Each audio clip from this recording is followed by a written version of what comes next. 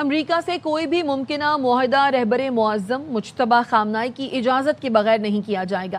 Tasnim news کے مطابق ایرانی صدر مسعود پزشکیان نے کہا، کوئی بھی ایسا بیان یا تجزیہ جو معاشرے میں تفرقہ پیدا کرے وہ دشمن فائدہ پہنچائے گا۔ ملک کا کوئی بھی فیصلہ سپریم نیشنل سیکیورٹی کونسل کے دائرہ کار سے باہر اور رہبر معظم کی اجازت کے بغیر نہیں ہوگا۔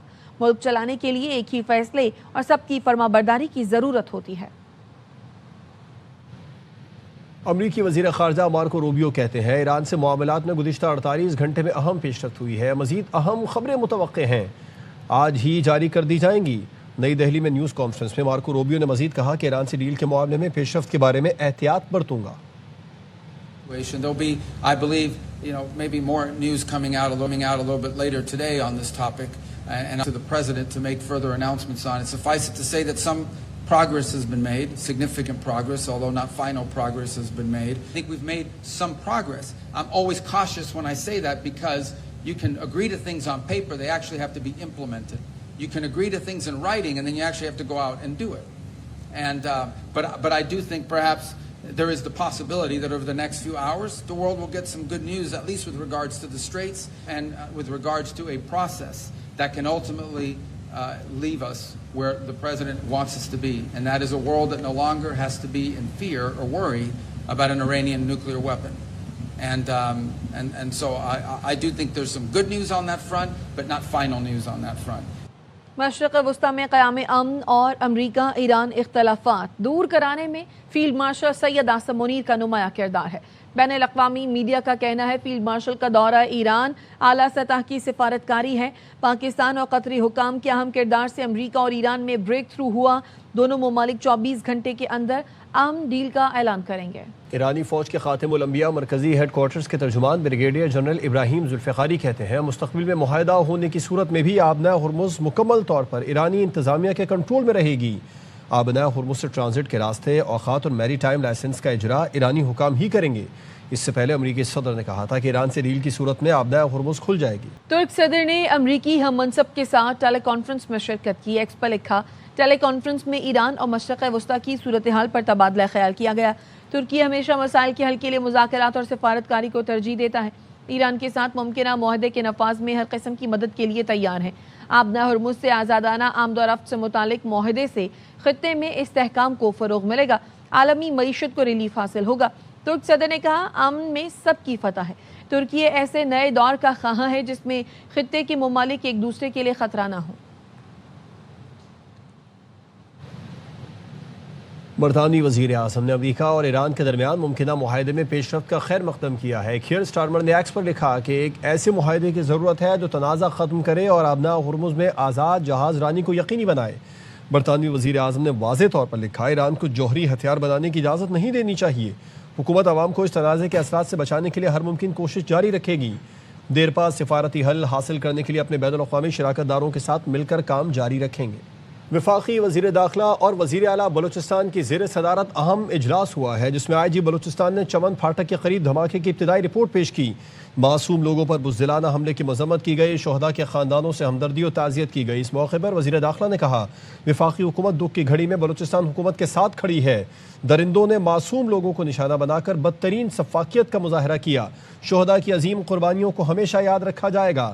وفاقی وزیر داخلہ نے کہا کہ شہداء کی عظیم قربانیوں کو یاد رکھا جائے گا۔ اس موقع پر سرفراز بگٹی نے کہا، محسن نقوی کے شکر گزار ہیں کہ ہر مشکل میں وہ بلوچستان کے ساتھ رہے، شہداء کی خون کے مخروض ہیں، فتنہ ہندوستان کے دہشت گردوں کو منطقی انجام تک پہنچائیں گے، شہداء کے خاندانوں کو تنہا نہیں چھوڑیں گے، زخمیوں کے بہتر علاج معالجے کی خود نگرانی کر رہا ہوں۔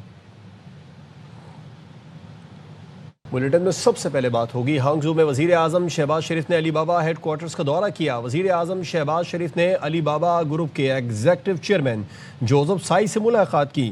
ملاقات میں سرمایہ کاری، ٹیکنالوجی تعاون اور ڈیجیٹل معیشت پر تبادلہ خیال بھی کیا گیا۔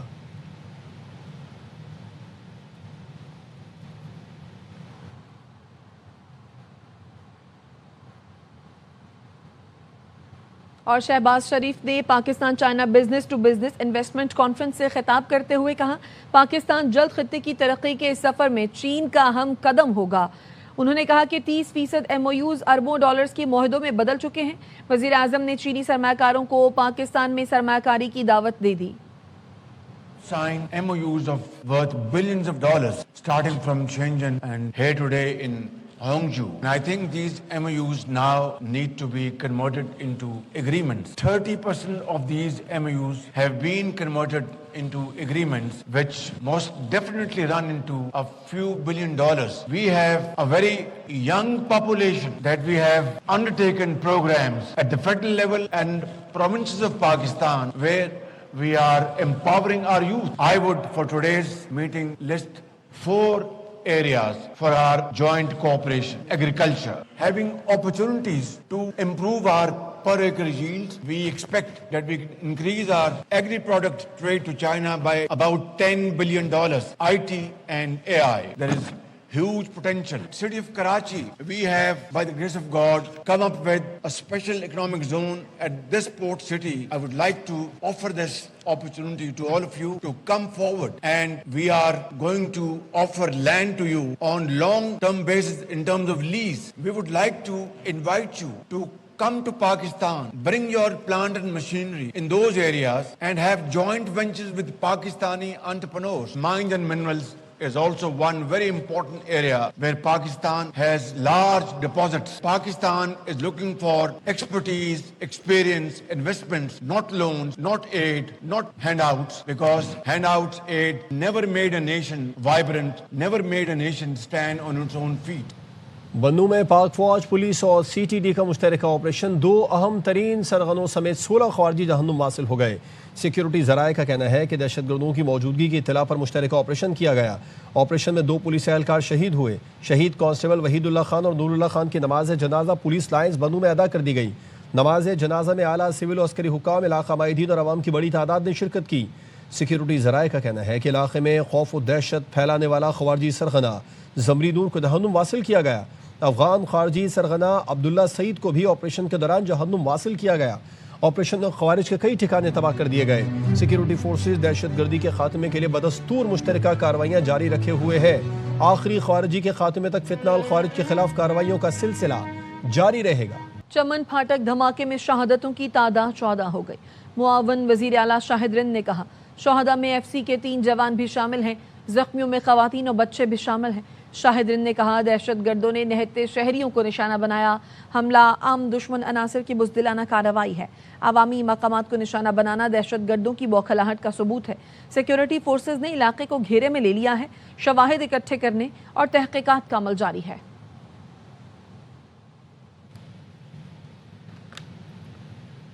सदर मुमलिकत आसिफ अली जरदारी ने चमन फाटक के करीब दहशतगर्दी के वाक़े की मज़म्मत की है। सदर मुमलिकत ने कहा है कि दुश्मन अनासिर पाकिस्तान के आलमी अमन काविशों से तवज्जो हटाना चाहते हैं। दहशतगर्द पाकिस्तान के आलमी अमन की कोशिशों को मुतासिर करने की कोशिश कर रहे हैं। दुनिया दहशतगर्दों और उनके सरपरस्तों का असल चेहरा देखे। सदर ने कहा, दहशतगर्दों, उनके सहूलतकारों और माली मुआवनत करने वालों को शिकस्त देंगे। दहशतगर्दों को महफूज पनागाहें फराहम करने वालों को भी शिकस्त देंगे। अमन, इस्तेहकाम और कौमी सलामती के खिलाफ हर साजिश को नाकाम बनाएंगे। शोहदा का खून रायगा नहीं जाएगा। शोहदा के खून के हर कतरे का हिसाब लिया जाएगा। वज़ीर आज़म शहबाज शरीफ ने चमन फाटक के करीब धमाके की मज़म्मत की। वज़ीर आज़म ने कहा, मासूम जानों का ज़िया और मुतअद्दिद अफराद का ज़ख्मी होना इंतहाई अफसोसनाक है। ऐसी बुज़दिलाना कार्रवाइयाँ पाकिस्तानी अवाम के अज़्म को कमज़ोर नहीं कर सकती। दहशतगर्दी को जड़ से उखाड़ फेंकने के लिए पुरअज़्म है। वज़ीर आज़म ने जाँ बहक अफराद के ख़ानदानों से ताज़ियत की और ज़ख्मियों की सेहतयाबी के लिए दुआ की। वज़ीर आज़म ने कहा, दुख की घड़ी में पूरी कौम बलूचिस्तान की आवाम के साथ खड़ी है। वफाकी वज़ीर दाखिला मोहसिन नकवी कोयटा पहुँच गए हैं। अहम इजलास की सदारत भी करेंगे। इस बारे में तफसीलात जान लेते हैं मंजूर अहमद से। मंजूर, बताइए क्या मसरूफियात रहेंगे वज़ीर दाखिला की कोयटा में?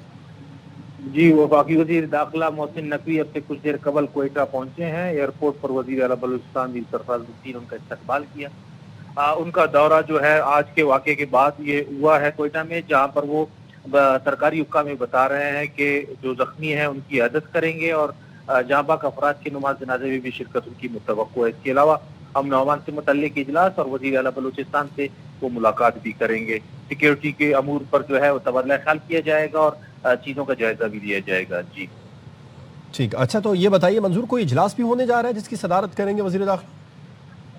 جی اس حوالے سے امن و امان سے متعلق مشاورتی اجلاس کا بتایا جا رہا ہے کہ وہ منعقد کیا جائے گا اور اس سلسلے میں جو امن و امان کی صورتحال ہے اس کا بھی جائزہ لیا جائے گا. جو ایک عملی طے کی گئی ہے اس کو اور اس سے متعلق بھی جو ہے تبادلہ خیال کیا جائے گا. جی منظور احمد تفصیلات بتا رہے تھے، آپ کا شکریہ.